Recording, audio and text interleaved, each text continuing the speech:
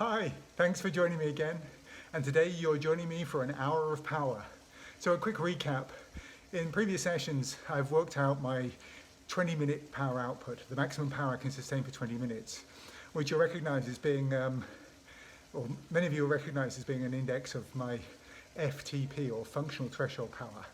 So Allen and Coggan suggested that you could do a 20-minute all-out ride, measure your power output for that ride, and that 95% of that power output would be your 1 hour power, or FTP. Often the 20-minute power itself is referred to as the FTP, but strictly it's the prediction of what you can ride and hold for an hour that's your FTP. So in previous sessions I've calculated my FTP in a couple of different ways, one in a training session, and then secondly by kind of confirming that by doing a 20-minute ride at around the same power output. So my training session, I averaged 205 watts, and then when I went to do the 20-minute all-out ride, I thought maybe I can go a bit better. So I started at 215 watts. After 5 minutes I was really struggling, so I dropped it to 210. That was really hard, but it was so I dropped it at halfway after 10 minutes to 205 and finished the ride at 205. So I'm going to have to accept that the accident back in August knocked me back a long way, and it's lowered my FTP to around about 205 watts. But today I thought it'd be interesting to try that for real. So I'm going to ride for an hour. I'll check in with you at various points along the way. And I'm going to try and ride at 95% of 205, so 195 watts. Now, there's been some interesting recent research on this topic by some scientists in Spain, just published a couple of weeks ago. So Sitko was the lead author. And they suggested that from their study, where they recruited, I think it was 87 cyclists, and this is something I was just talking about on GCN, they recruited 87 cyclists from professionals down to recreational cyclists in terms of cycling ability. And what they found was that none of the cyclists, whether they were professionals or recreational cyclists, could ride for an hour at 95% of their 20-minute power. What they also found was there's quite a wide range in how long people could ride for, and that to a certain extent that was determined by their ability. So recreational cyclists lasted 35 minutes, professional cyclists lasted 51 minutes when riding at 95% of their power. So, hand on heart today, based on the most recent research, I'm not expecting to last an hour at 195 watts, but we're going to see whether I make 35 minutes, which will put me in the recreational cyclist category, or if I can do 51 minutes, which would make me a professional cyclist.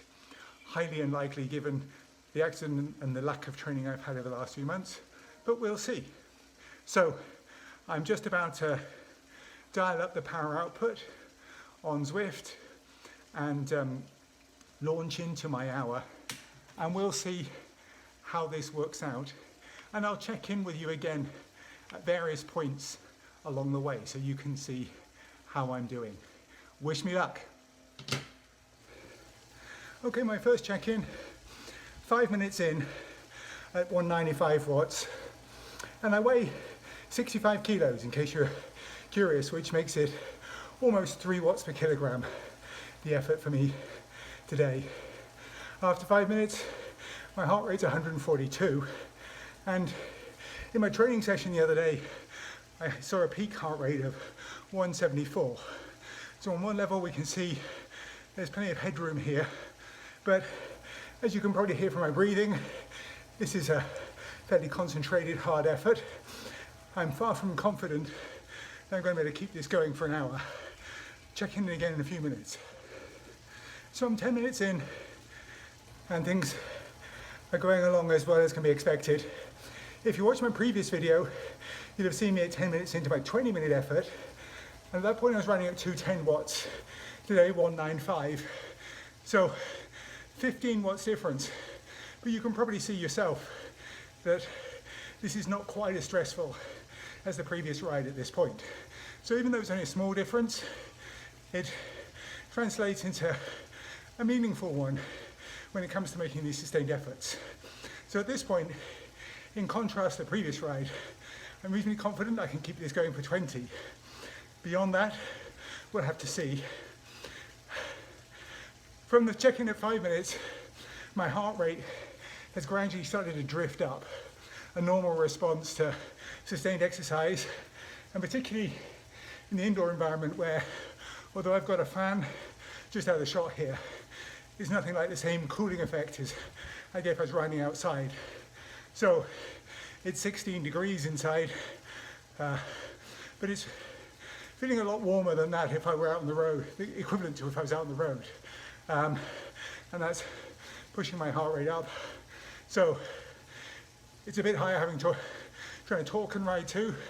I've just gone up to 150, so that's a 7 or 8 beat drift over the last 5 minutes. It'll come down again when I stop talking to you now. Checking in again at 20. 20 minutes in, and that's definitely not as hard as an all-out 20-minute test for sure, but it's been hard work nonetheless. As I suggested at the end of the previous check-in, my heart rate did dip a bit once I finished talking. It's now back up to 150. I've got another 40 minutes to go, and that feels pretty daunting. The effort's a definite 8 out of 10 at the moment. And to give you a sense of how this contrasts with what have been doing, I should say. When I fell off my bike, it was the beginning of August. Since then, the most sustained efforts I've done are at 150 watts, whereas now I'm running at 195. So I've done 20 or 30 minutes at 150 in the intervening 2 3/4 months. Nothing like this. And I'm really feeling it. Catch you another 10 if I'm still going. 30 minutes in now. What my Canadian colleagues would say, I'm over the hump. To be perfectly honest, I feel like I've ridden the flat and I'm now going uphill. But heart rate's climbed over 10 beats over the last 30 minutes. I'm now at 155, and I've got another 5 minutes before I can match the typical endpoint for recreational cyclists. So I'll check in back when we get there. Well, I'm still smiling. 35 minutes gone, so I've just pulled up level with the recreational cyclists who lasted on average about 35 minutes at their 95% of 20-minute power output. So I'm there, I'm still going forwards. The next target is the trained cyclists. They lasted 41 minutes and the well-trained 47. So I'll try and check in again, or keep going at least till the trained, and we'll see what happens then. 41 minutes was the typical time a trained cyclist could sustain this 95% of 20 minute power. And I'm here now. My heart rate's 160. My legs are really going fast. It's not just the wheels coming off my bike, it feels like the pedals coming off too. Well-trained cyclists last another 6 minutes. 47 minutes. Not at all confident I'm going to get there. I'm going to employ 2 contrasting psychological techniques to help me now. One, I meditate a bit, so I'm going to try and be very mindful, just be in the moment, not think about how long there is, just accept how I'm feeling, check in with my body, feel those sensations, and just keep going moment by moment and living there, nothing else. Then, when that gets uncomfortable, I'll chunk the rest of the ride up. So either set myself a target on the road ahead, just ride to that, or a time. Just go another 30 seconds. Just go another 30 seconds and try and chunk it and see how close to 47 I can get. So for the past 44 minutes, this has been my view. I'm very grateful for those wheels in front, and I'm really starting to die fast, just trying to hang on to that 195 watts in the middle of the screen there, and notionally right alongside me. Thanks, whoever you are. Jay Lorenzen. In the last phases now, stages. Not sure I'm going to catch those pros.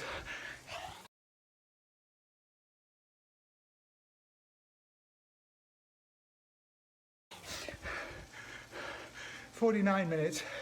Just going to try and do one more. 50 minutes gone.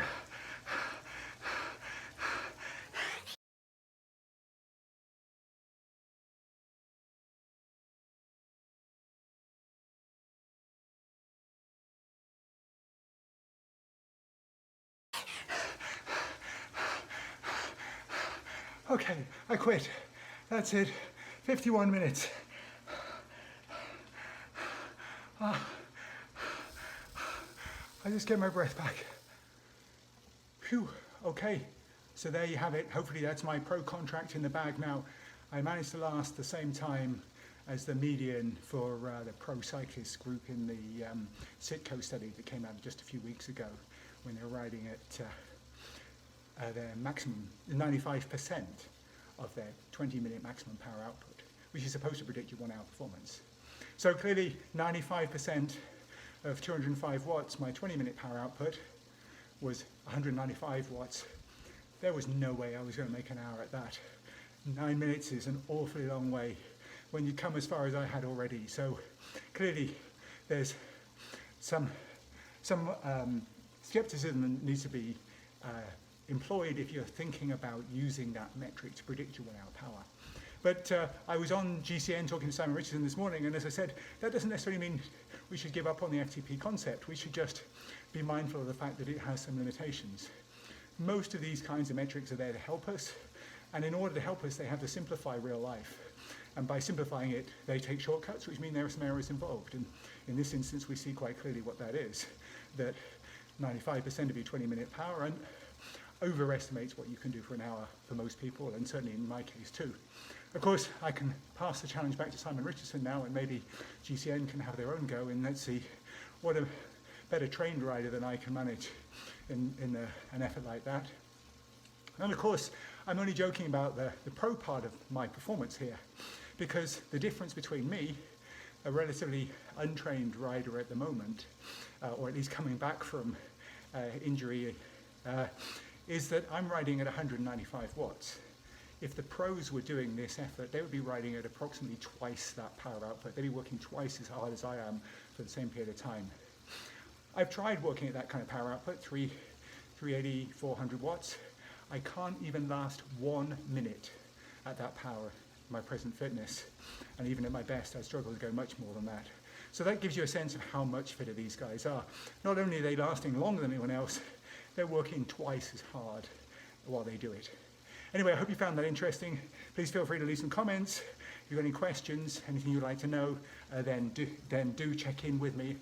This is all about trying to help as many people as I can in the way that I was helped after my accident and injury. So I welcome any kind of words of support or encouragement. And of course, if you want to give me ride-ons while I'm on Zwift, then you can follow me on Zwift as well. You can find me there and do that. Towards the end of this ride, having a few ride-ons and wheels to follow really helped. See you in the next video.